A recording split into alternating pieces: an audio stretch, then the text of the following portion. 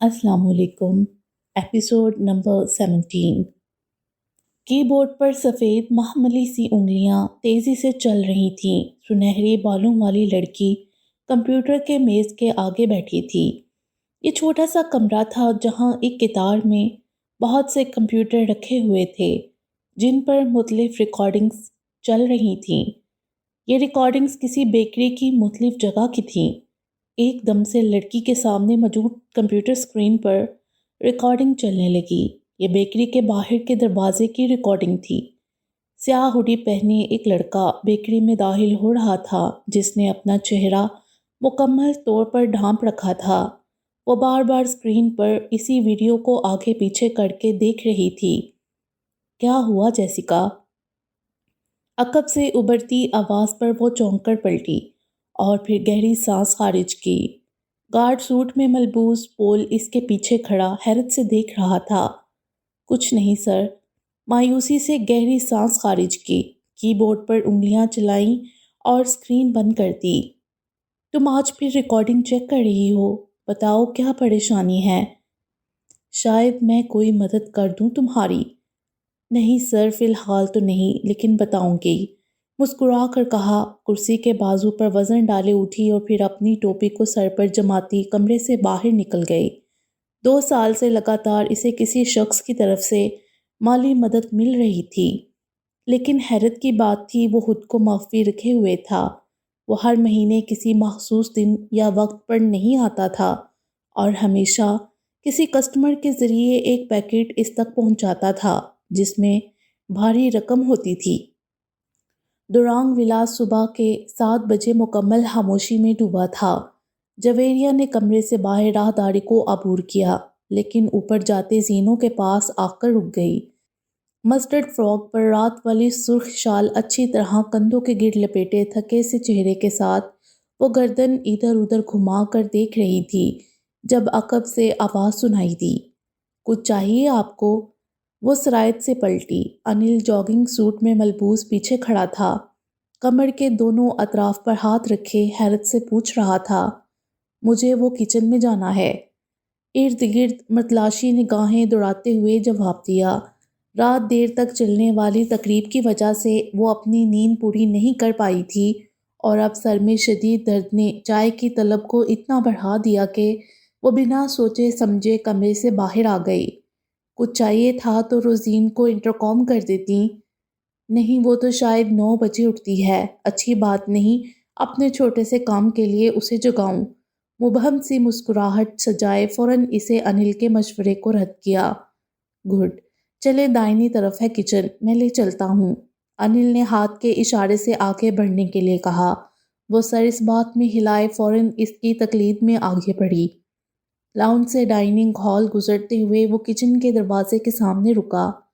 Kitchen, ہاتھ کا اشارہ کچن کے دروازے کی طرف کیا جبکہ وہ تو پہلے ہی آنکھیں پوری کھولے کچن کے آگے مجسم کھڑی تھی۔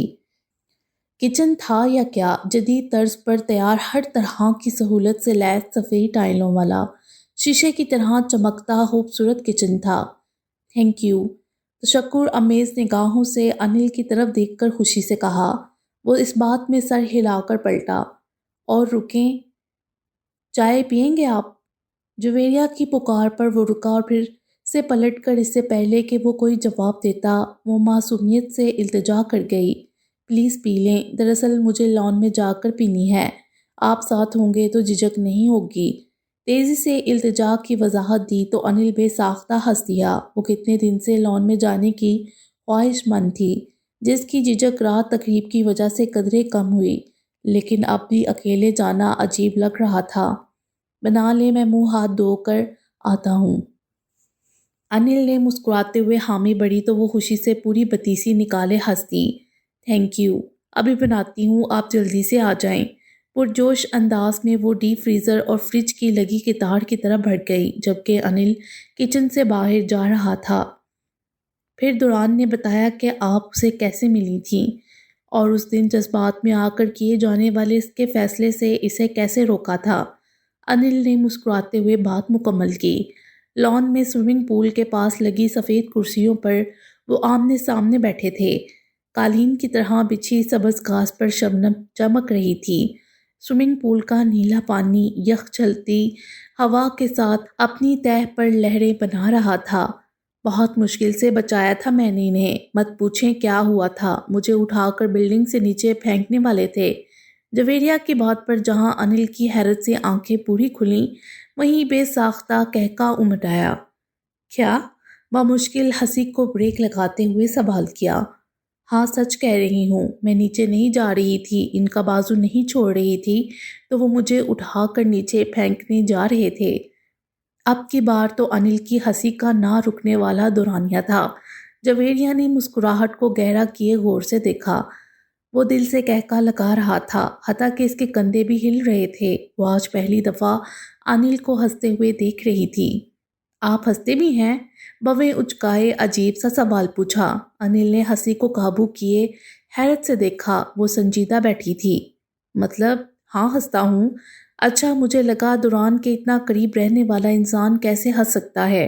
کندھے اچکائے اسپاٹ لہجے میں کہا اور پھر ٹانگ پر رکھی ٹانگ کو ہلکا سا جلاتے ہوئے چائے کا گھونٹ بڑھا۔ وہ بھی ہنستا ہے، ان فیکٹ اس کی ہنسی بہت خوبصورت ہے۔ انل نے حیرت سے اس کی بات کی تردید کی۔ وہ پھیکی سی مسکراہٹ کے ساتھ نفی میں سر ہلا گئی۔ مجھے تو لگتا ہے 2 کام زندگی میں انہوں نے کبھی نہیں کیے۔ سر جھکائے آہستگی سے کہا اور پھر چہرہ اوپر اٹھائے انل کی حیرت سے کھلی آنکھوں میں دیکھا۔ ہنسنا اور رونا، انہیں صرف غصہ کرنا آتا ہے، نہیں تو دوران ہنستا ہے۔ انل نے وثوق سے نفی کی۔ اور روتا؟ لبوں کو آپس ملائے برجستہ سوال پوچھا۔ مطلب کیا روتا ہے کبھی وہ؟ فوراً اپنے سوال کی وضاحت دی، جبکہ انل ابھی بھی نہ سمجھی اور حیرت سے دیکھ رہا تھا۔ مجھے ایسا لگتا ہے وہ اگر کبھی ہنسے بھی ہوں گے تو دل سے نہیں ہنسے ہوں گے۔ ان کو رونا چاہیے، سر کو ہلاتے ہوئے مشورہ دیا۔ انل کی پیشانی پر یک لخت شکن ابھرے اور چہرے پر سنجیدگی طاری ہوئی۔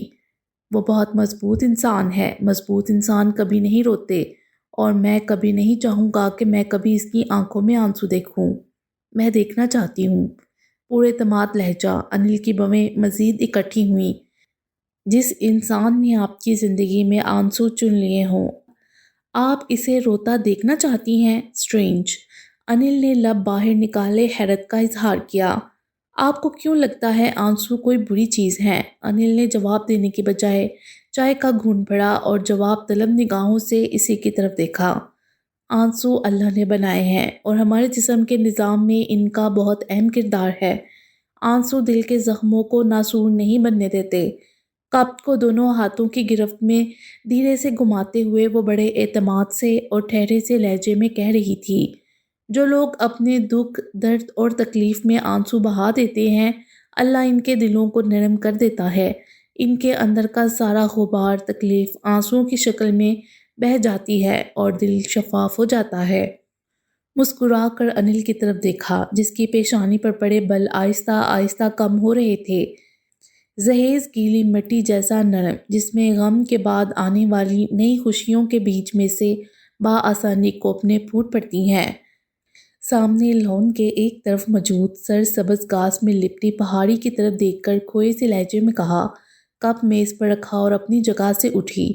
اور جو لوگ اپنے غم میں آنکھیں نم نہیں کرتے، ان کے دل بنجر ہو جاتے ہیں۔ ایسے بنجر دلوں میں آنے والی خوشیاں سر پٹخ پٹخ واپس لوٹ جاتی ہیں۔ رخ پھیر کر وسیع لان کے ایک طرف لگے پھولوں کو دیکھتے ہوئے کہا۔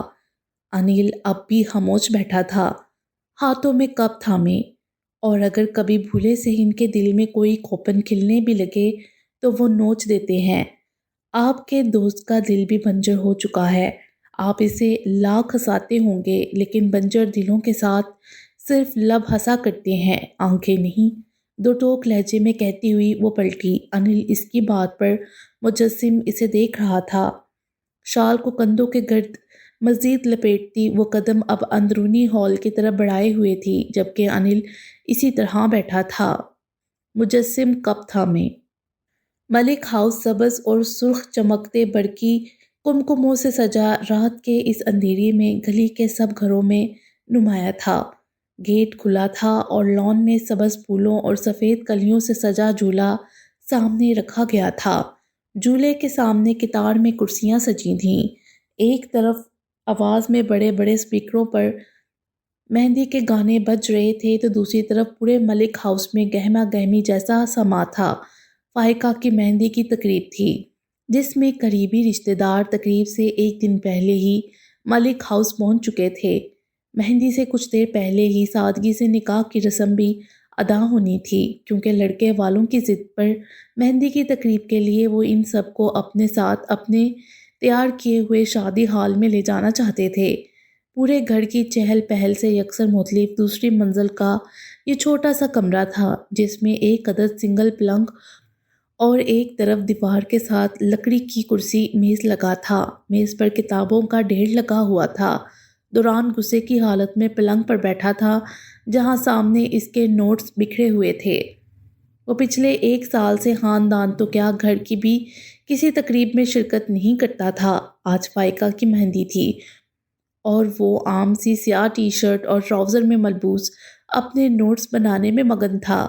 یہاں دوسری منزل پر نیچے کی نسبت پرسکون ماحول تھا اور وہ اسی غرض سے اپنے کمرے میں دبک کر بیٹھا تھا۔ سب لوگ تقریب شروع ہونے سے پہلے تیاریوں میں لگے تھے اور سبرینا اس کے لیے کپڑے لے کر اوپر آ گئی تھی۔ وہ خود بھی اس وقت عام سے گھر کے کپڑوں میں ملبوس تھی۔ ہمیشہ کی طرح اسے خود سے پہلے دوران کی فکر کھائی جا رہی تھی، اسی لیے اس کے کپڑے دینے اوپر آ گئی جن کو کچھ دیر پہلے اس نے بڑے پریم سے استری کیے تھے۔ جب سے سبرینا سے رشتے کی بات چلی تھی اب سونیا دوران کے لیے ہر تقریب اور تہوار پر نیا جوڑا بنواتی تھی۔ فائقہ کی مہندی اور شادی کے لیے بھی اسے بنا پوچھے سبرینا کے پسند پر اس کے لیے کپڑے تیار کروائے گئے تھے، لیکن دوران کو نہ کل ان سب چونچلوں سے فرق پڑتا تھا اور نہ آج۔ تمہیں پتہ ہے میں نیچے نہیں آؤں گا، تم بلا وجہ کی ضد کر رہی ہو، لہجے میں حد درجہ بیزاری لیے دوران نے غصے میں اسے جواب دیا جو پچھلے 10 منٹ سے اسے تیار ہو کر نیچے آنے کا کہہ رہی تھی۔ میرے لیے بھی نہیں آؤ گے؟ سبرینا نے بھولی سی صورت پر ہفکی سجائی، ہاتھ میں پکڑا کرتا شلوار اس کے پلنگ کی پائنتی پر رکھا۔ سبی میرے لیے ہوار ہونے اور میری ضرورتوں کی خاطر گلنے کی بجائے تم اپنا دھیان رکھا کرو، اپنی پڑھائی کی طرف توجہ دو، مجھے یہ سب نہیں چاہیے۔ سپاٹ لہجے میں اسے سرزنش کرتا وہ ہمیشہ کی طرح بیزار لگ رہا تھا۔ اس روکھے جواب پر سبرینا کا اترا چہرہ دیکھنے کے بجائے نگاہیں نیچے نوٹس پر جھکا تھیں۔ وہ خود کو مصروف ظاہر کر رہا تھا کہ وہ مایوس ہو کر نیچے چلے جائے۔ آپ کو مجھ سے پیار نہیں ہے کیا؟ اس کی رندائی بھاری آواز پر دوران نے گہری سانس لے کر چہرہ اوپر اٹھایا۔ سبرینا آنکھوں میں آنسوؤں کی موٹی تہہ جمائے کھڑی تھی۔ دوران کو اس پر غصہ آ کر بھی نہیں آتا تھا۔ وہ اسے چھوٹا سمجھتا تھا کیونکہ اس کو لگتا تھا وہ وقتی طور پر بڑوں کی باتوں کی وجہ سے اس سب میں گھل رہی ہے، اور اب بھی یاور کی اس لاڈلی کی آنکھوں میں آنسو دیکھ کر وہ اپنے لہجے کی سختی کو کم کرنے پر مجبور ہوا۔ مجھے تم سے پیار ہے، بہت ہے، لیکن ویسا نہیں جیسا تم چاہتی ہو۔ تمہیں پتہ ہے تم میرے لیے کیا حیثیت رکھتی ہو؟ ہاتھ میں پکڑے قلم کو ہوا میں لہراتے ہوئے وضاحت دی، اور یہ اتنی وضاحت صرف سبرینا کی آنکھوں میں چمکتے آنسوؤں کی وجہ سے تھی۔ وہ آج بھی اسے اپنی چھوٹی بہن کی طرح ہی سمجھتا تھا۔ چاچو کے بعد اس گھر میں اگر میں کسی کو اپنا سمجھتا ہوں تو وہ تم ہو سبی۔ چاچو تمہیں پڑھانا لکھانا چاہتے تھے لیکن تم میرے بارے میں اور اس فضول سی محبت کے بارے میں سوچتی رہتی ہو۔ پیشانی پر فکر مندی کے شکن ڈالے وہ آج بھی اسے بڑے بھائی کی طرح سمجھا رہا تھا۔ آخر کیوں نہ سوچوں؟ سبرینا نے چڑھ کر سوال پوچھا۔ دوران نے زور سے قلم نوٹس پر مارا، وہ آنسو گال پر سے رگڑ کر صاف کر رہی تھی۔ آخر سوچو ہی کیوں؟ وہ ایک جھٹکے سے پلنگ پر سے اٹھا، اب چہرے کے تمام اعصاب تنے ہوئے تھے۔ سبرینا بھی جیسے کسی جنونی کیفیت میں تھی۔ دیکھو سبرینا، میں ایک سراب ہوں، میرے پیچھے مت بھاگو، تھک جاؤ گی۔ میں نہیں تھکوں گی، مجھے اس سراب میں کھونا ہے، وہ برجستہ جواب دے کر آگے بڑھی۔ تم ابھی چھوٹی ہو، جذباتی ہو، یہ پاگل پن ہے اور کچھ نہیں۔ وہ دوران کی بات انسنی کرتی ہوئی اپنے دوپٹے کو کندھوں پر سے اتار رہی تھی۔ مجھے اس پاگل پن سے پیار ہے، کیا کر رہی ہو یہ؟ دوران اس کے دوپٹہ اتار کر آگے بڑھنے پر بویں اکٹھی کیے ٹھٹکا۔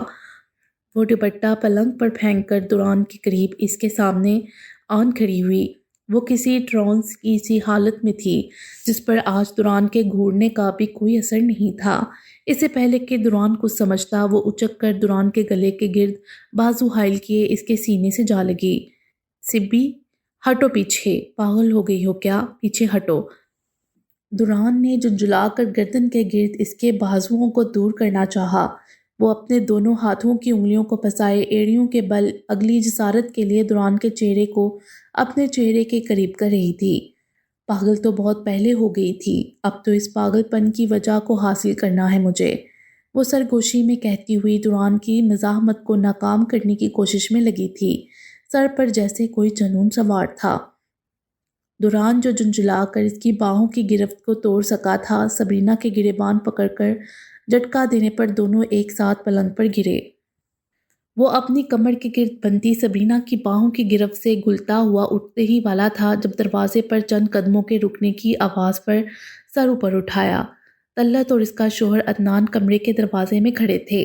عدنان کے بازو پر لٹکے استری شدہ کپڑوں سے صاف ظاہر تھا کہ وہ تقریب کی تیاری کے لیے اوپر آیا تھا۔ عدنان کا نہ صرف خاندان مذہبی تھا بلکہ وہ خود داڑھی کے ساتھ ساتھ تمام تر مذہبی تقاضوں کو پورا کرتا تھا، اور اب اس کی آنکھوں کے سامنے یہ منظر جس میں بنا دوپٹے کے سیدھی لیٹی سبرینا پر جھکا دوران ایک ناقابل برداشت منظر تھا۔ جہاں عدنان کا چہرہ شرمندگی اور غصے سے سرخ تھا، وہاں طلعت نے پورا منہ کھول رکھا تھا۔ بے شرمی کی حد ہوتی ہے بڑی بھی، یہاں گھر کے بڑے بچیوں کی یہ حرکتیں ہیں تو میری چھوٹی بچیوں کے ذہن پر کیا اثر پڑتا ہوگا؟ عدنان کی گرجدار آواز کمرے میں گونج رہی تھی۔ گھر کے تمام افراد کے ساتھ ساتھ تقریب میں شرکت کے لیے آئے ہوئے قریبی مہمانوں کو چند منٹ لگے تھے کمرے میں اکٹھے ہونے پر، کیونکہ عدنان نے ایسا والویلا مچایا کہ گھر بھر دہل گیا۔ وہ طلعت اور اپنی دونوں بیٹیوں کو اسی وقت اس گھر سے لے کر جا رہا تھا۔ دوران اور سبرینا کو اس حالت میں دیکھ کر اسے اپنی بیٹیوں کے ذہنوں کی فکر لاحق ہو گئی تھی۔ مہمانوں اور گھر والوں کی موجودگی میں کچا کچ بڑے اس کمرے میں سبرینا سر جھکائے سونیا کے پاس کھڑی تھی، اور دوران غصے سے سرخ ہوتا چہرہ لیے ضبط کے آخری دہانوں پر تھا، کیونکہ عدنان اس کی کسی بات پر یقین کرنا تو دور کی بات اسے بولنے ہی نہیں دے رہا تھا۔ وہ جب بھی بات شروع کرتا، کچھ صفائی پیش کرنے لگتا، عدنان حقارت سے گرج کر اسے چپ کروا دیتا۔ اس افراتفری میں دوران ایسا بھونچکا گیا کہ سمجھ سے سب باہر ہو رہا تھا۔ اسے خود سے زیادہ سبرینا کی فکر تھی۔ کمرے میں سب کے سب لوگ جمع تھے۔ وہ جانتا تھا وہ سبرینا سے شادی نہیں کرے گا، لیکن یہ بات اس کے مستقبل کے لیے مسئلہ بن جائے گی۔ ارے میاں ذرا تھام تو، کاہے کو غصے میں آگ بگولا ہو رہے ہو؟ نسبت طے ہے دونوں کی، ایسا بھی کیا بے شرمی والا ہو گیا؟ دستگیر بیگم نے عدنان کو تسلی دینے کے لیے ہاتھ تانے کہا، جس پر وہ اور دل ملا کر ان کی طرف بڑھا۔ بھی اماں، نسبت طے ہے صرف، اور یہ کوئی رشتہ تھوڑی ہے، اور یہ لڑکا۔ دان پیستے ہوئے گھور کر عدنان کی طرف دیکھا۔ پھوپھا، آپ غلط سمجھ رہے ہیں سب۔ دوران نے پھر سے وضاحت کے لیے ان کی بات کاٹ کر قدم آگے بڑھائے۔ سرخ چہرہ، کنپٹی کی تنی رگیں اور بینچے جبڑے، وہ بمشکل تحمل مزاجی سے صفائی دینے کے لیے کوشاں تھا۔ ارے بس کرو تم بے خیال لڑکے، وہ تمہارے کمرے میں تنہائی میں ایسی حالت میں تھی، اور اس سے پہلے پتہ نہیں کیا کیا کرتے ہوگے تم دونوں۔ آج تو پھر شاید کھلے دروازے کا لحاظ ہو۔ عدنان نے بپھڑ کے دوران کو چپ کروایا۔ اتنے برے القابات، اتنے گرے ہوئے الفاظ، دوران کا سر پھٹنے لگا تھا۔ بھائی، آپ بات کو عجیب رنگ دے رہے ہیں، بچے ایسے نہیں ہیں۔ اسمند ملک نے پریشان سے لہجے میں صفائی دیتے ہوئے سب کی طرف دیکھا۔ ارے بس کرو تم بھی اسفی، لڑکی کا باپ نہیں تو کیا، اسے کوئی تیت لحاظ نہیں۔ ارے میں تو کہتا ہوں ان دونوں کو اتنی آگ لگی ہے تو آپ شادی کیوں نہیں کرواتے ان دونوں کی؟ تو میاں کروائیں گے ہی، بالکل کروائیں گے، دستگیر بیگم نے تحمل مزاجی سے جواب دیا۔ ٹھیک ہے، جس دن آپ ان دونوں کی شادی کروائیں گے میں بھی اپنی بیوی اور بچیوں کو یہاں آنے کی اجازت دے دوں گا۔ چلو طلعت، سامان باندھو۔ عدنان نے غصے سے کمر پر ہاتھ رکھے پلنگ پر بیٹھی ٹیسوے بہاتی طلعت سے کہا، جو دستگیر بیگم کی بغل میں بیٹھی تب سے رو رہی تھی۔ ارے میاں کیوں اتنی سی بات کو ہوا بنا رہے ہو؟ طلعت کی اکلوتی بھانجی کی شادی ہے، ایسے کیسے چل دے بھلا؟ دستگیر بیگم نے کھینچ کر پاس بیٹھی طلعت کو اپنے ساتھ لگایا جو اونچا اونچا رونے لگی۔ جو بھی ہے بڑی بھی، لیکن اس طرح کے ماحول میں پھر آپ اپنی بیٹی کو ہی رکھیے، میں اپنی بیٹیوں کو لے جا رہا ہوں۔ عدنان نے پاس کھڑی بچیوں کے بازو تھامے اور قدم آگے بڑھائے۔ دونوں لڑکیاں جو تقریب کے لیے بالکل تیار تھیں، باپ کے غصے کو دیکھ کر وہ بھی ماں کے برابر بہن کرنے لگیں۔ کمرے میں عجیب سا سماں پیدا ہو گیا تھا، جیسے کوئی خوشی کا گھر نہیں کسی غمی والا گھر ہو۔ ارے روکو میاں، دستگیر بیگم نے چیختے ہوئے عدنان کو روکا اور پھر فوراً اسفند ملک کی طرف رخ پھیرا۔ اسفی فائقہ کے نکاح کے لیے نکاح آیا ہوا ہے نا، تو بلاؤ اس کو، ہم آج ہی نکاح کریں گے دوران اور سبرینا کا۔ بات ختم۔ دستگیر بیگم کے فیصلے پر دوران جو غصے میں بپڑا کھڑا تھا، ایک دم سے آنکھیں پوری کھول کر ان کی طرف دیکھا۔ دماغ جو کب سے غصے میں تپ کر کچھ بھی سمجھ بوجھ سے قاصر تھا، فوراً لاشعور میں گھنٹیاں سی بجنے لگیں۔ ایک دم سے بہت سے چہروں پر سے نقاب سرکنے لگے۔ بیوریلی ہلز میں رات کے 11 بجے آسمان گھن گھور بادلوں سے ڈھکا بس برسنے کو بےتاب تھا۔ دورانگ ولاس بیوریلی ہلز کے خوبصورت علاقے میں شیشے کی طرح جگمگا رہا تھا۔ گارڈز گرم کپڑوں میں ملبوس سیکیورٹی کیبنز میں چوکنے بیٹھے تھے۔ دوران کی کار کچھ دیر پہلے ہی پورچ میں داخل ہوئی تھی۔ اب پچھلی نشستوں سے وہ انل کے ہمراہ اتر رہا تھا، جبکہ سامنے ڈرائیور کے ساتھ موجود گارڈز اب کار کے دروازے کھول رہا تھا۔ لاؤنج میں داخل ہوتے ہی دوران اور انل نے اپنے گرم لمبے کوٹ اتار کر ملازم کو تھمائے۔ پورا دورانگ ولاس انڈر ہیٹرز کی وجہ سے باہر کی ٹھٹرتی سردی کو کم کیے ہوئے تھا۔ آج کی مشکل سٹنٹ سے بھرپور شوٹنگ اور پھر لاس اینجلس کا ظالم موسم، وہ تھکن سے چور تھا۔ چیک دار سرخ اور سیاہ ڈبیوں والی ڈریس شرٹ کے نیچے سیاہ جینز پہنے، بالوں میں ہاتھ پھیرتا ہوا وہ سیدھا اپنے کمرے کی طرف بڑھ رہا تھا۔ سر ڈنر کہاں کریں گے، روم یا ڈائننگ؟ روزین نے ہاتھ باندھے مودبانہ پوچھا، جسے وہ تھکے سے انداز میں بنا کچھ بولے ہاتھ کے اشارے سے انکار کرتا ہوا آگے بڑھ گیا۔ روزین اب انل سے کھانے کا پوچھ رہی تھی۔ تھکاوٹ سے چور آنکھوں کو بند کرتے اور کھولتے ہوئے جیسے ہی کمرے میں داخل ہوا، نگاہ روز کے معمول کے مطابق سامنے بیڈ پر گئی۔ بیڈ خالی تھا۔ جویریہ کی کتابیں بیڈ کے سائیڈ میز پر بند پڑی تھیں اور اوپر موبائل فون رکھا ہوا تھا۔ وہ چاہے رات 1 بجے بھی گھر واپس آتا تو وہ جاگ رہی ہوتی تھی، کبھی کتاب پڑھ رہی ہوتی تو کبھی موبائل پر مصروف ہوتی، اور پھر اس کے کپڑے تبدیل کر کے آنے تک سو چکی ہوتی یا ہنوز کتاب پڑھ رہی ہوتی۔ لیکن آج ان 10 دنوں میں یہ پہلی دفعہ تھا وہ بیڈ پر موجود نہیں تھی۔ وہ منہ اچکائے آگے بڑھا، شاید واش روم میں ہو۔ گھڑی اتارتے ہوئے ڈریسنگ روم میں آیا، واش روم کا کھلا دروازہ دیکھ کر رکا۔ گھڑی کھولتے ہاتھ بھی تھم گئے۔ کہاں ہے آج وہ بھی رات کے اس وقت؟ تیزی سے ڈریسنگ روم سے باہر آ کر سوئمنگ پول کی طرف کھلتی سلائڈنگ دیوار کی طرف دیکھا۔ وہاں گپ اندھیرا تھا۔ تقریب کے بعد وہ 2 دن تک اس سے بہت زیادہ بے نیازی برتتا رہا تھا، کیونکہ اس دن جویریہ کو خود کو دیکھتے پا کر عجیب سی بے چینی ہونے لگی تھی۔ لیکن چاہے جتنی بھی بے اعتنائی برتتا تھا، اس کا آج کمرے میں نہ ہونا عجیب طرح کی کمی کے احساس سے دوچار کر رہا تھا۔ اس وقت کہاں ہو سکتی ہے؟ دل ایک دم خوف سے دھڑکا۔ وہ تیزی سے کمرے کے بیرونی دروازے کی طرف بڑھ رہا تھا، جب دروازہ کھلنے کی آواز کے ساتھ ہی وہ کمرے میں داخل ہوئی۔ ہاتھ میں ٹرے تھام رکھی تھی، جس میں 2 سیاہ مگ برابر میں رکھے ہوئے تھے۔ سفید پیروں کو چھوتی فراک، جس پر کچھ فاصلے پر سبز ٹہنیوں والے سرخ پھول پرنٹ تھے کو زیب تن کیے، ہلکے سبز رنگ کی گرم جرسی شال بڑے سلیقے سے کندھوں پر اوڑھے وہ پراعتماد انداز میں آگے بڑھ رہی تھی۔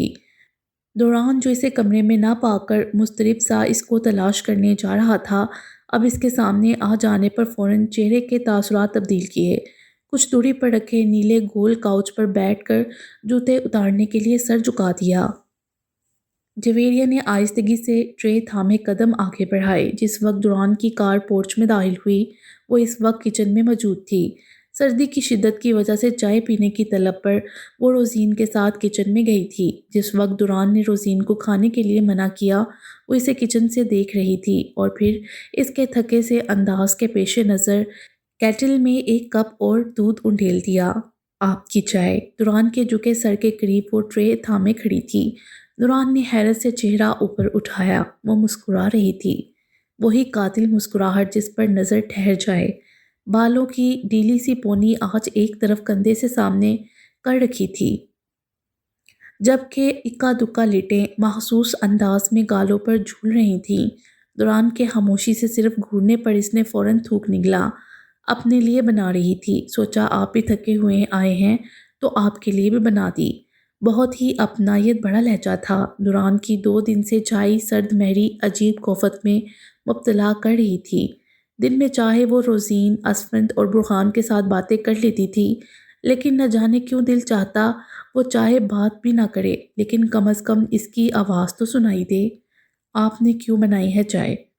بھویں اچکائے روکھے سے لہجے میں سوال کیا۔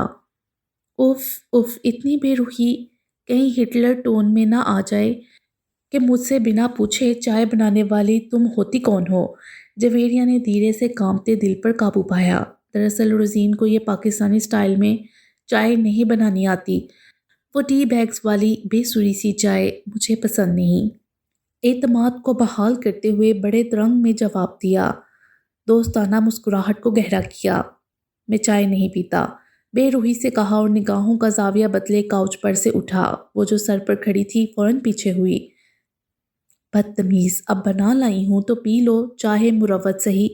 اندر کی کیفیت کو فوراً چھپایا، مسکراہٹ کو پھر سے سجایا۔ ہاں پتہ ہے آپ کافی پیتے ہیں، لیکن آج پی کر دیکھیں، یہ ویسی نہیں ہے جیسی آپ سمجھ رہے ہیں۔ واہ کیا غرور تھا اپنی بنائی ہوئی چائے پر۔ دوران کے ڈریسنگ کی طرف بڑھتے قدم نہ چاہتے ہوئے بھی رکے۔ وہ ٹرے سے کپ اٹھائے دوران کی طرف بڑھ رہی تھی۔ شرٹ کی ایک آستین موڑے وہ مگ تھامنے پر مجبور ہو گیا۔ جیسے ہی دوران نے کپ تھاما، جویریہ کی گہری ہوتی مسکراہٹ کے ساتھ آنکھوں کی چمک بھی بڑھ گئی۔ جلدی سے ٹرے ایک طرف رکھی اور اپنے مگ کو بھی دونوں ہاتھوں میں لے کر صوفے پر بیٹھ گئی۔ دوران کو ویسے ہی کھڑا دیکھ کر گھونٹ بڑھنے کا اشارہ کیا۔ نخرے کیوں اتنے کر رہا ہے؟ چائے ہے، کوئی زہر تھوڑی دے دیا ہے۔ کنکھیوں سے گھونٹ بڑھتے ہوئے اس کی طرف دیکھا، جو اب مگ کو ہونٹوں کے قریب لے جا رہا تھا۔ شرٹ کی ایک آستین مڑی ہوئی تھی، جبکہ دوسری سیدھی تھی۔ تھکاوٹ سے چور جسم کو اس وقت چائے کیا، اگر گرم پانی بھی مل جاتا تو وہ پی لیتا۔ گھونٹ بڑھتے ہی زبان کے حلیے انوکھی سی لذت سے آشنا ہوئے۔ چائے اس کی سوچ سے بھی زیادہ مزیدار تھی، مناسب چینی اور لذت بھی ہٹ کر اس کا غرور درست تھا۔ کیسی ہے؟ وہ جو چائے کی لذت میں کھوسا گیا تھا، جویریہ کے پوچھنے پر اس کی طرف نگاہ اٹھائی، چہرے کو سپاٹ کیا۔ اچھی، مختصر جواب تھا۔ مگ کو تھامے بے اختیار کاؤچ پر بیٹھ گیا، کیونکہ زبان کے حلیے لذت میں اتنے چاق و چوبند ہوئے کہ اگلے گھونٹ کے لیے اتاولے ہونے لگے۔ صرف اچھی؟ جویریہ نے بے ساختہ پوچھا۔ وہ خود اپنے اچانک یوں کہہ دینے پر گڑبڑا گئی، جبکہ دوران اب دوسرا گھونٹ بھرنے کے بعد اس کی طرف دیکھ رہا تھا۔ بہت اچھی ہے، آگے بہت اور پیچھے ہے۔ لگا کر وہ تعریف میں قدرے اضافہ کر چکا تھا، جو شاید اس کے لیے بہت مشکل مراحل تھا۔ دوران جیسے شخص سے تعریف میں اچھی کا لفظ سن لینا ہی غنیمت تھا۔ اب تو خیر سے جناب نے اچھی کے آگے بہت لگا دیا تھا۔ شاید اگر اب وہ اس بہت اچھی پر بھی مطمئن نہ ہوتی تو وہ کہتا بہت بہت اچھی۔ اس لیے خاموشی سے مسکرا کر سر ہلا دیا۔ سنانا کی چہکتی آواز ذہن میں گونجی، جوئے تمہارے ہاتھ کی پکی چائے دنیا کی سب سے بیسٹ چائے ہے۔ پتہ نہیں کیا جادو ہے تمہارے ہاتھ میں جو چائے کا ٹیسٹ اتنا بہترین ہو جاتا ہے۔ سنانا کی تعریف یاد آ جانے پر وہ کھوئی سی مسکرا دی، جبکہ ہٹلر صاحب صرف اچھی سے بہت اچھی چائے سے لطف اندوز ہو رہے تھے۔ جویریہ نے مسکراہٹ دبائی۔ وہ چائے کا کپ رکھ کر ڈریسنگ روم کی طرف بڑھ گیا۔ نہ کوئی تھینک یو، نہ شکریہ۔ جویریہ نے حیرت سے اس کی پشت کو گھورا۔ بدتمیز ہونے کے ساتھ ساتھ بد تہذیب ہے بہت۔ آہستگی سے بڑبڑاتی ہوئی صوفے پر سے اٹھی اور بیڈ کی طرف قدم بڑھا دیے۔ بیڈ کے ایک طرف لگے میز پر سے کتاب اٹھائی اور اپنی جگہ پر بیٹھ گئی۔ بس آج کی تبدیلی یہاں تک ہی تھی۔ اب دوران ٹراؤزر شرٹ پہنے باہر آئے گا اور پھر بت بن کر صوفے پر بیٹھ جائے گا۔ پھر اس کے چہرے کے رنگ ٹی وی اسکرین کی روشنی کے بدلنے کے ساتھ ساتھ بدلنے لگیں گے۔ اس نے سر کو تعصب سے دائیں بائیں ہلا کر لیمپ جلایا اور کتاب کھول لی۔ وہ سیدھا سے کمرے کی میلی دیواروں سے سسکیوں کی آواز ٹکرا کر پلٹ رہی تھیں۔ وہ جان کے پلنگ کے پاس سر جھکائے آنسو بہا رہی تھی۔ ملکھجے کپڑے، متروم آنکھیں، بکھرے بال، پس مردہ زردی مائل چہرہ۔ وہ صدیوں کی مسافت طے کر لینے کے بعد بھی منزل پر نہ پہنچ پانے جیسے مسافر کی طرح لگ رہی تھی۔ شادی سے ایک دن پہلے آج پورے 25 دن بعد اسے کمرے سے باہر لا کر جان کے سامنے بٹھایا گیا تھا۔ وہ شادی نہیں کرنا چاہتی تھی، لیکن جان تو اس کی طرف دیکھنا تک نہیں گوارا کر رہا تھا، تو اس کی بات کیا سمجھتا؟ وہ پچھلے 20 منٹ سے دہائی دے رہی تھی، رو رہی تھی۔ ٹھیک ہے، مت کرو شادی، ایک کام کرو پھر۔ مریم کٹیلے لہجے میں کہتی ہوئی کرسی پر سے اٹھی، آگے بڑھی، الماری کے پٹ کھول کر اس میں سے کچھ نکالا اور پلٹی۔ اسے ان دونوں گلاسوں میں گھول کر ہمیں دے دو۔ وہ ایک کاغذ اس کی طرف بڑھا رہی تھیں، جو انہیں حیرت سے مریم کی طرف دیکھا۔ مریم کا چہرہ غصے سے لال ہو رہا تھا۔ لکڑی کے میز پر ایک جگ اور 2 گلاس رکھے ہوئے تھے۔ دیکھ کیا رہی ہو؟ یہ زہر ہے، مریم نے اسپاٹ لہجے میں کہا۔ وہ کانپ گئی، باری باری مریم اور جان کی طرف دیکھا۔ زہر دو ہم دونوں کو اور جو جی میں آئے کرو، مریم نے دانت پیس کر کہا۔ اماں کیسی باتیں کر رہی ہیں آپ؟ تڑپ کر روحانسی آواز میں کہا اور پھر جلدی سے جان کے پلنگ پر اس کے کمر کے پاس بیٹھی۔ ابا آپ تو میری بات کو سمجھ گئے ہیں نا؟ دیکھیں میں ساری عمر کماؤں گی، آپ لوگوں کے پاس رہ کر جاب کروں گی، مجھے آپ لوگوں سے دور نہیں جانا، مجھے شادی ہی نہیں کرنی۔ زکام زدہ لہجے میں وہ سر کو دائیں بائیں ہلاتی جان سے منت کر رہی تھی، لیکن وہ چہرے کا رخ موڑے لیٹا تھا، ایسے جیسے اسے دیکھنا اچھوت ہو۔ تم اپنا فیصلہ سنا چکی اور ہمارا فیصلہ یہ ہے کہ تم چپ چاپ شادی کر کے اس گھر سے رخصت ہو جاؤ، یا پھر ہم دونوں یہ زہر کھاتے ہیں اور مر جاتے ہیں، فیصلہ تمہارے ہاتھ میں ہے، مریم نے سخت لہجے میں کہا اور پھر کمرے سے باہر نکل گئی۔ خاموش کمرے میں اب بس اس کے رونے کی آواز گونج رہی تھی۔ وہ بے بس تھی، اوپر بیٹھا مسلمانوں اور عیسائیوں کا خدا خاموش تھا۔ وہ رو رو کر دعائیاں دیتی تھی، دعائیں مانگتی رہی، لیکن اللہ نے نہیں سنی۔ وہ جیزس کو بھی پکارتی رہی، مگر کسی نے نہ سنی۔ ماں باپ کو واسطے دیے، لیکن ان کو اپنی عزت بچانی تھی۔ اللہ کہاں ہے، کیوں نہیں سنتا؟ ایک دم سے اس نے رونا بند کر دیا، اسپاٹ چہرے کے ساتھ آنسو صاف کیے۔ مجھے اب دعا نہیں مانگنی، کبھی نہیں مانگنی۔ میں نہ مسلمان ہوں، نہ میں عیسائی ہوں۔ ہاں، آج کے بعد میں کبھی دعا کے لیے نہ ہاتھ اٹھاؤں گی اور نہ مٹھیاں دبا کر ماتھے پر رکھوں گی۔ میں دعا نہیں مانگوں گی۔ ابا مجھے منظور ہے، میں شادی کے لیے تیار ہوں، کسی گہری کھائی سے آتی آواز تھی۔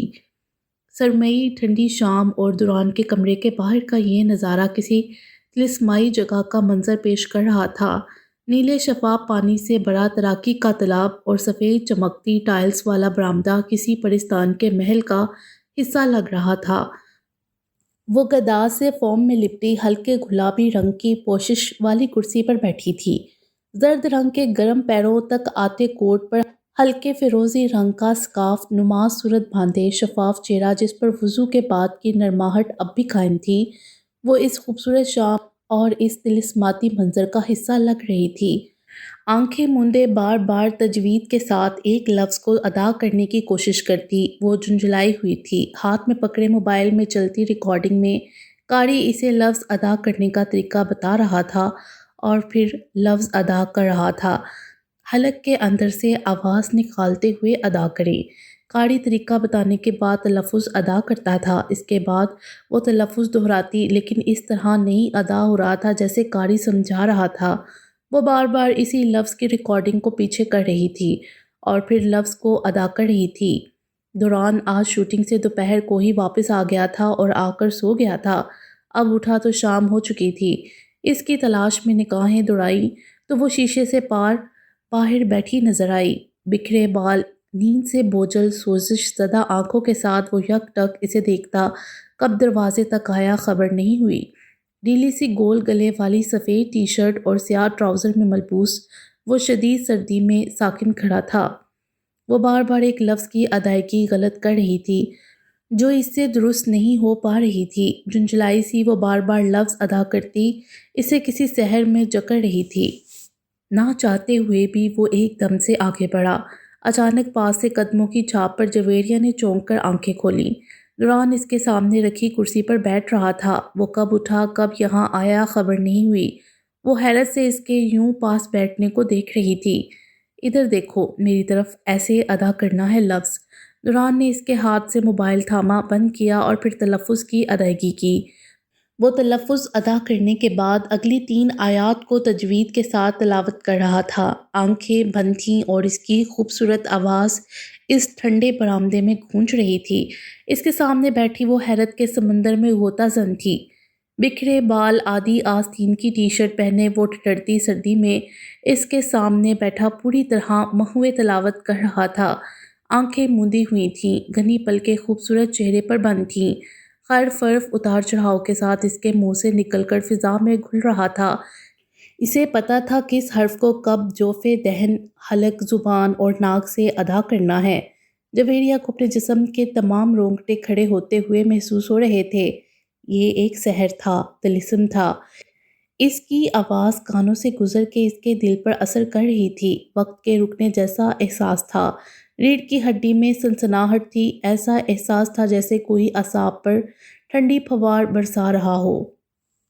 یہ وہی دوران ملک تھا جس نے اسے کمرے میں قرآن کی تلاوت سننے پر اتنی باتیں سنائی تھیں، اور آج وہ خود اتنی خوبصورت تلاوت کرتا ہوا اسے حیرت کے سمندر میں دھکیلے ہوئے تھا۔ وہ اسی طرح سکتے کے عالم میں بیٹھی تھی جب تیسری آیات کی تلاوت کے بعد دوران نے ایک دم سے خاموشی اختیار کی اور آنکھیں پوری کھول دیں۔ وہ جیسے کسی سحر سے باہر آیا تھا۔ چہرے پر سے سکون یک لخت سختی میں تبدیل ہوا۔ وہ جھٹکے سے اپنی جگہ سے اٹھا اور پھر تیز تیز قدم اٹھاتا آؤٹ ڈور کیا، کمرے سے بھی باہر نکل گیا، جبکہ وہ منجمد وہیں بیٹھی تھی۔ حیرت سے کھلی آنکھوں میں ہلکی سی لرزش ہوئی اور پھر وجود میں جیسے ایک راحت سرایت کرنے لگی۔ اتنی شدید ٹھنڈ میں بھی اس کا جسم گرم تھا۔ لب مسکرا دیے، مسکراہٹ اور گہری ہوئی۔ یک دم سے لب کھلے اور مسکراہٹ دل فریب ہنسی میں بدل گئی۔ ترتیب سے جڑے دانت لبوں کی اوٹ سے جھلکنے لگے، گال گلال ہوئے، آنکھوں میں چمک تھی۔ پتلیوں میں کچھ لمحے پہلے بیٹھے دوران کا عکس تھا اور محبت کی ایک نئے انداز میں چمک تھی۔ ضبط جتنا بھی ہو، جتنے بھی پہرے لگا لو، دل میں دبی محبت کہاں ختم ہوتی ہے؟ جتنا بھی خود کو روک لو، تھام لو، سنبھال لو، کوئی ایک لمحہ، کوئی ایک پل یا محبوب کی کوئی ایک ادا سارے ضبط پر پانی پھیر دیتی ہے۔ اس کے دل میں بھی جو دوران کے لیے محبت کا ایک سمندر موجود تھا، جسے ضبط کے جادو سے اس نے ایک کوزے میں بند کر رکھا تھا، آج اس کوزے کو پاش پاش کیے پورے وجود میں ڈھانٹے مارنے لگا تھا۔ دوران کی بند آنکھیں بمشکل کھلیں۔ اس کا سر بھاری ہو رہا تھا۔ سر کے نیچے کسی نرم تکیے اور گردن تک اوڑھے گرم کمبل کا بھی احساس ہو رہا تھا۔ نیم وار پلکیں چند سیکنڈ کے توقف کے بعد اب پوری اوپر اٹھ چکی تھیں۔ آنکھوں کے پورا کھلتے ہی سر میں ایک شدید درد کی لہر اٹھی، جس کی تکلیف کو برداشت کرنے کے لیے اس کی پیشانی پر ہلکے سے شکن ابھرے۔ شکن پڑتے ہی احساس ہوا اس کے سر پر پٹی بندھی ہے۔ فوراً ہاتھ لگا کر تصدیق کی۔ وہ کسی کمرے میں موجود تھا اور یہ شاید پلنگ تھا جس پر وہ اس وقت لیٹا تھا۔ حواس بحال ہونے کے ساتھ ساتھ اسے پچھلے گزرے پل یاد آنے لگے تھے۔ ملک ہاؤس کے اس کمرے میں موجود بہت سے ذہنوں کی شاطر چال اگلے ہی لمحے کھل کر اس کے سامنے آ گئی تھی۔ دستگیر بیگم کے نکاح کے حکم دینے کے بعد وہ صبرینہ کو سمجھانے اور یہ بتانے کی غرض سے اس کے کمرے میں جا رہا تھا کہ وہ سب کے سامنے آ کر سب کو سچ بتائے کہ ان دونوں کے بیچ کچھ نہیں ہوا تھا، اور عدنان پھپھا نے جو کچھ دیکھا اس کی حقیقت کچھ اور ہے۔ وہ سب کو سچ بتا دینا چاہتا تھا کیونکہ وہ کسی صورت صبرینہ سے شادی نہیں کر سکتا تھا۔ وہ جیسے ہی صبرینہ کے کمرے کے پاس پہنچا، کمرے میں ابھرتی سرگوشی نما آوازوں نے اسے ایک اور رشتہ چھین لیا۔ سونیا، روبی اور صبرینہ کمرے میں موجود کہکو سمیت سرگوشیاں کر رہی تھیں۔ سونیا اور روبی صبرینہ کو اچھی اداکاری کرنے پر داد دے رہی تھیں۔ انہوں نے یہ سب ایک مکمل منصوبے کے تحت سر انجام دیا تھا جس میں معصوم صرف ایک وہ اور دوسرے عدنان پھپھا تھے۔ سب جانتے تھے وہ بہت احساس ہیں اور اس سارے معاملے میں اور اس حرکت کو معمولی نہیں لیں گے۔ اس لیے سبرینہ کے اوپر جانے کے کچھ دیر بعد ہی طلعت منصوبے کے عین مطابق جان بوجھ کر عدنان کو اوپر لے آئی تھیں کہ آپ دوران کے کمرے والا واش روم نہانے کے لیے استعمال کریں۔ ان سب نے نہ صرف عدنان کے احساسات کو مہرا بنایا تھا بلکہ دوران کے جذبات کے ساتھ بھی کھیلنے کی خوب کوشش کی تھی۔ سب یہ بات بخوبی جانتے تھے کہ دوران سبرینہ کے معاملے نرمی رکھتا ہے اور یوں خاندان بھر میں وہ سبرینہ پر الزام دیکھ کر چپ چاپ نکاح کر لے گا۔ کمرے سے گونجتے کہہ کے اسے سب سمجھا گئے۔ سبرینہ خوشی سے سرشار نکاح کے لیے سنگھار کر رہی تھی۔ وہ الٹے قدموں وہاں سے نکلا۔ ہر رشتے سے اعتبار اٹھ گیا تھا۔ سبرینہ کی محبت اور چاہت چاہے اسے بچکانا لگتی تھی لیکن وہ اس کے مخلص ہونے پر کبھی شک نہیں کرتا تھا۔ یاور کے بعد اس گھر میں صرف وہ تھی جو اسے اپنائیت کا احساس دلاتی تھی۔ سبرینہ کی طرف سے اتنا بڑا دھوکہ اسے اندر سے ہلا کر رکھ گیا۔ سب جھوٹا تھا، مکاری، فراڈ، ہوس۔ وہ غم و غصے کی حالت میں سیدھا لائز ایریا پہنچا تھا۔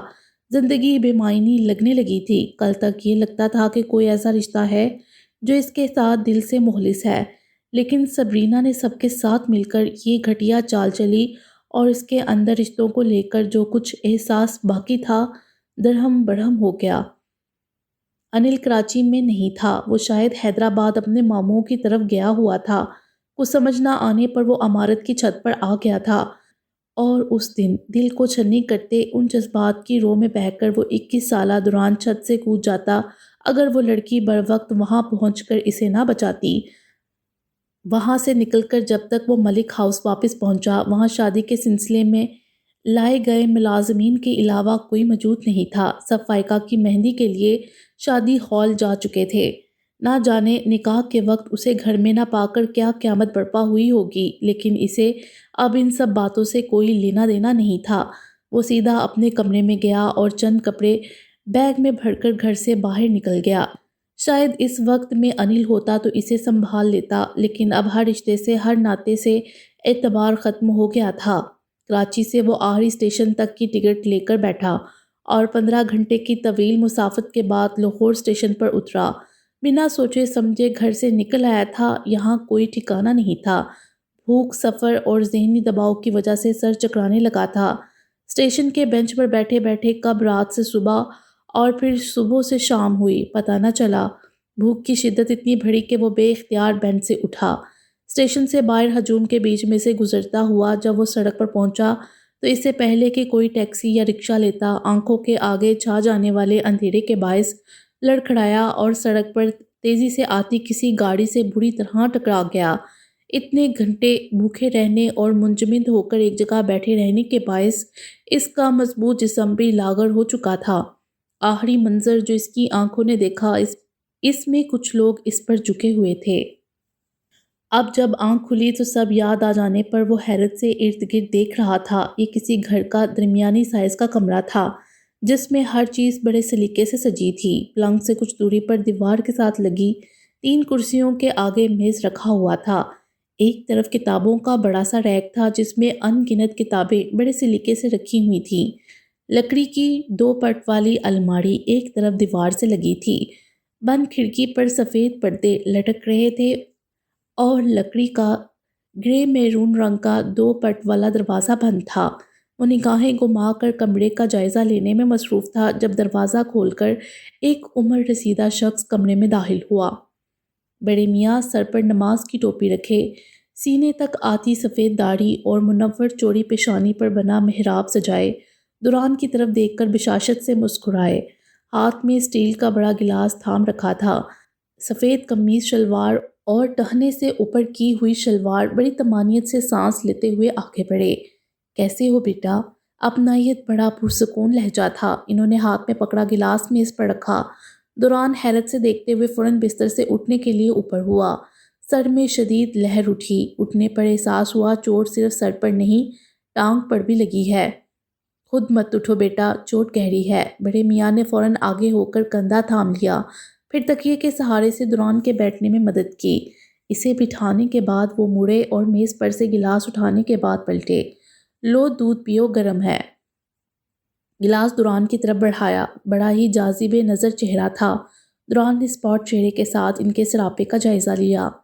پی لو، بھوکے ہو کب سے۔ دوران کے ہاتھ نہ آگے کرنے پر گلاس کو مزید آگے کیا۔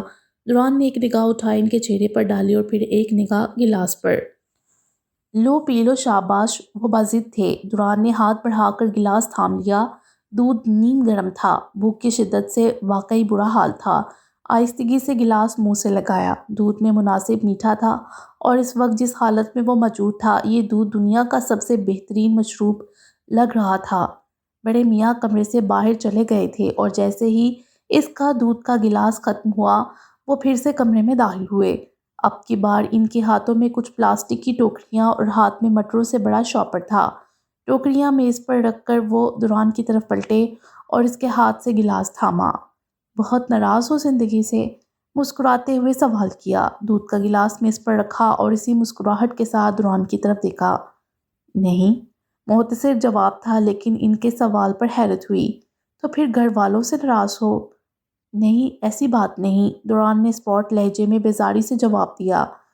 وہ اب سامنے لگی پہلی کرسی پر بیٹھ چکے تھے۔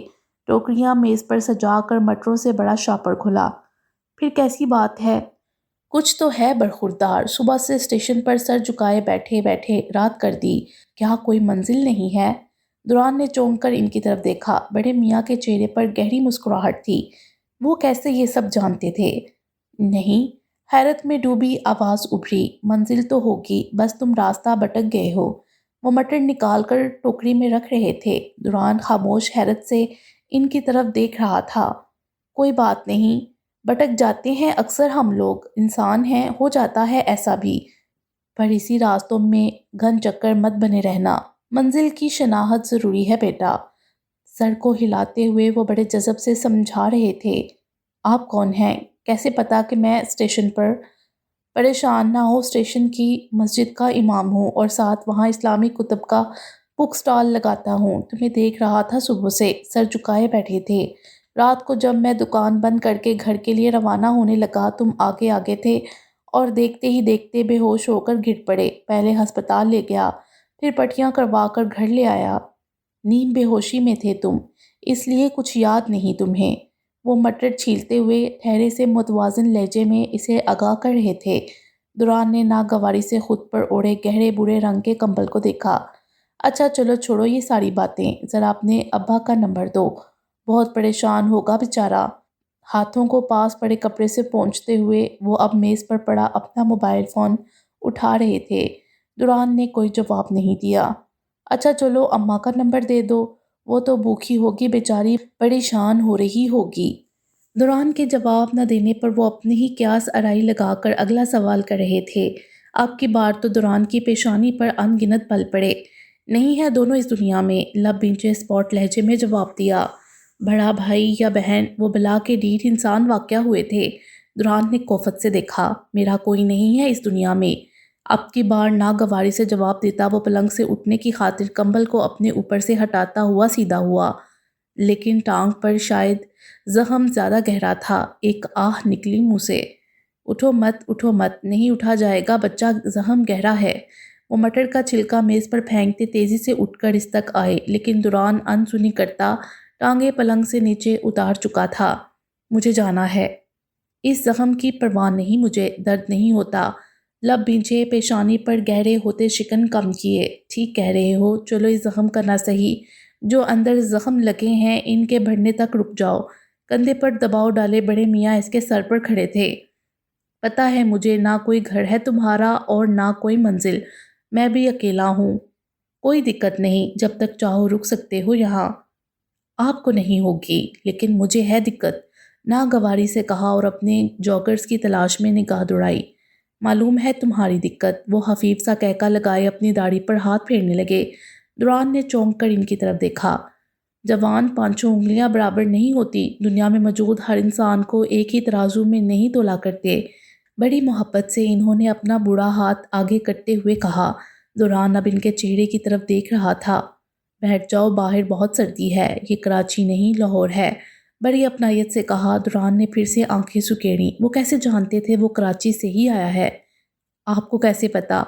تمہارے بیگ میں رکھے کپڑوں سے اندازہ لگایا، کوئی گرم کپڑا نہیں تمہارے پاس، حالانکہ پنجاب میں بہت ٹھنڈ ہے اور ناراض ہو کر گھر سے نکلے، کیونکہ اگر ماں نے بھیجا ہوتا تو گرم کپڑے بیگ میں ضرور ہوتے۔ وہ اس کی بات کاٹتے ہوئے کمرے میں کھڑی الماری کی طرف جا رہے تھے۔ الماری کھولی اور واپس پلٹے تو ہاتھ پر ایک گرم ہلکے برے رنگ کی مردانہ شال تھی۔ چلو یہ شال اوڑھ لو۔